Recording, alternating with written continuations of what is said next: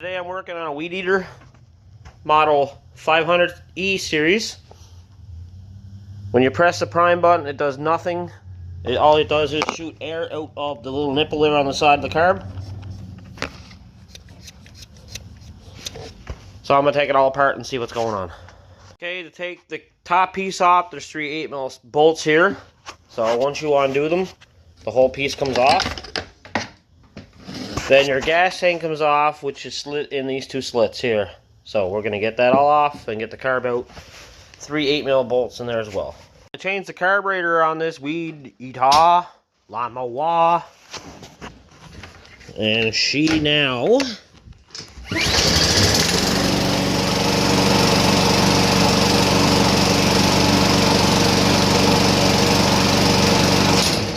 runs beautiful.